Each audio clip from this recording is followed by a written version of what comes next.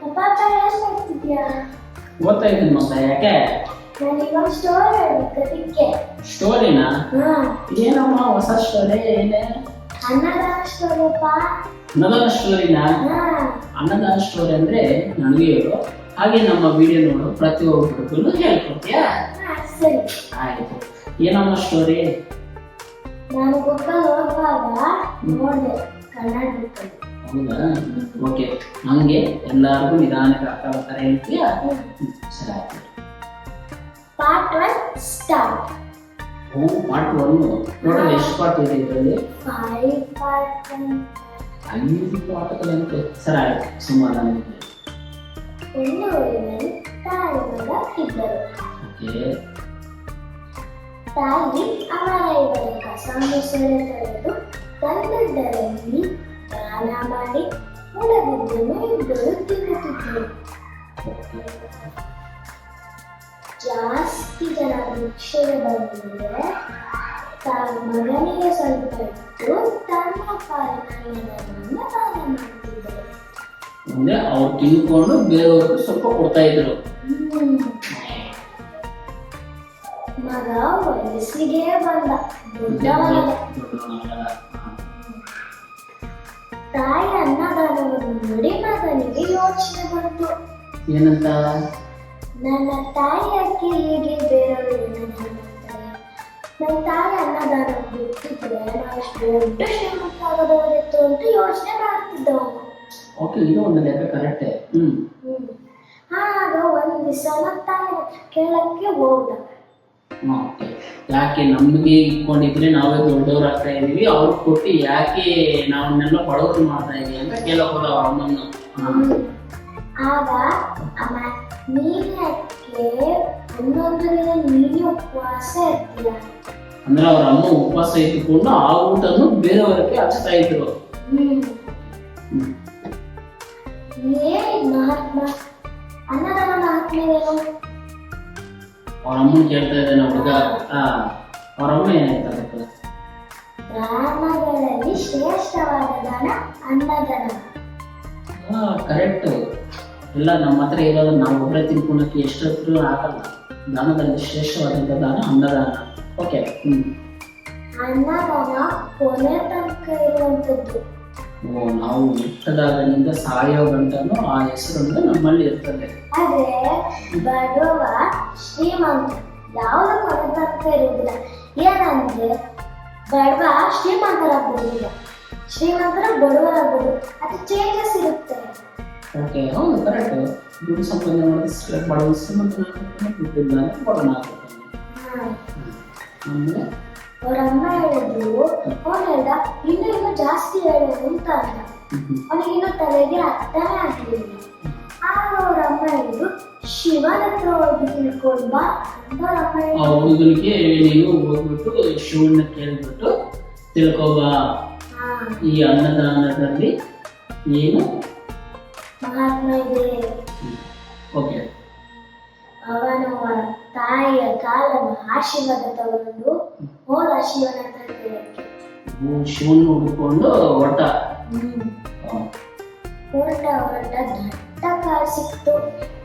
ದೊಡ್ಡ ಕಾಡು. ಬೆಟ್ಟ ಹತ್ತಿ ಇರೋಷ್ಟೇ ಸಂಜೆನೆ ಆಗೋಯ್ತು.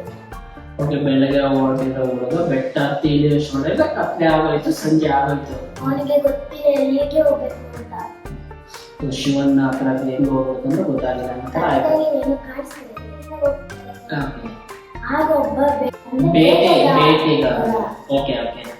ಅವನು ಬಂದು ಅವನಿಗೆ ಕರುಣೆ ಬಂತು, ಅವ್ರಿಗೆ ಸಹಾಯ ಮಾಡಬೇಕು ಅಂತ. ಬೇಟೆಗಾರನಿಗೆ ಕರುಣೆ ಬಂತು, ಅವ್ರಿಗೆ ಸಹಾಯ ಮಾಡಬೇಕು. ಆಗ ಹೇ ಹುಡುಗ, ಸಂಜೆಯ ಸಮಯದಲ್ಲಿ ಕರೆದರೆ ಏನು ಗತಿ? ಕಾಡಲ್ಲಿ ಇರ್ತಾನೆ, ಹುಲಿ ಸಿಂಹ ಎಲ್ಲ ತಕ್ಷಣ ಹುಲಿ ಸಿಂಹ ಇರುವಂತ ಸ್ಥಳ. ಅದಕ್ಕೆ ಇವತ್ತು ರಾತ್ರಿ ನಮ್ಮ ಗುಡಿಸಿಲಿಲ್ಲ, ನಾಳೆ ಎದ್ದು ಹೋಗಿರುವಂತೆ ಆ ಬೇಟೆಗಾರ ಹೇಳ್ದ. ಆ ಬೇಟೆಗಾರನು ನಮ್ಮ ಗುಡಿಸಲಿಗೆ ಬಾ, ಇವತ್ತು ನೈಟ್ ಇಟ್ಬಿಟ್ಟು ಬೆಳಗ್ಗೆ ಹೋಗು ಅಂತ ಕೇಳಿದ್ದಾನೆ. ಆಗ ಹುಡುಗ ಬೇಟೆಗಾರ ಜೊತೆ ಹೋದ. ಬೇಟೆಗಾರ ಹೆಂಡತಿ ಕೂಡ ಇದ್ದಳು. ಓಕೆ ಅವ್ರಿಬ್ಬರು ಮತ್ತೆ ಹೆಂಡತಿಗೆ ಹೇಳಿದ ಬಂದಿದ್ದಾನೆ ಅವನಿಗೆ ಹಣ್ಣು ಹಾಲು ಕೊಡು ಅಂತ ಅಂದ.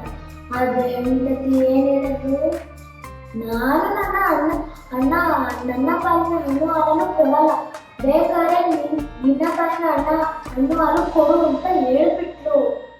ಓಕೆ, ಆ ಬೇಟೆಗಾರನ ಹೆಂಡತಿ ನನ್ನ ಪಾಲಿನ ಹಾಲು ಅನ್ನ ಏನೇ ಆಗಲಿ ಅನ್ನೋದನ್ನ ನಾನು ಕೊಡೋದಿಲ್ಲ, ಬೇಕಾದ್ರೆ ನಿಂದಿದ್ರೆ ಅವ್ರಿಗೆ ಕೊಡು ಅಂತ ಹೇಳಿದ್ರು. ಆ ಹುಡುಗನಿಗೆ ಕೊಡೋದಿಲ್ಲ. ಆದ್ರೆ ಬೇಟೆಗಾರ ಅವನ ಪಾಲಿನ ಹಾಲು ಹಣ್ಣನ್ನು ಹುಡುಗಿಗೆ ಕೊಟ್ಟ. ಮತ್ತೆ ಅವನಿಗೆ ಹಾಸಿಗೆ ಹಾಸಿ ಮಲಗಿಸಿದ. ಓಕೆ, ಅವ್ರಿಗಿರುವಂತ ಹಾಸಿಗೆ ಹಾಕಿಸಿ ಮಲಗಿಸಿದ. ಪಾಪ ಬೇಟೆಗಾರನ ಮಲಗಲು ಸ್ಥಳನೇ ಇರಲಿಲ್ಲ. ಚಿಕ್ಕ ಗುಡಿಸಿದಾದ್ರು ಹಾಗೆ ಸ್ಥಳ ಇರಲಿಲ್ಲ.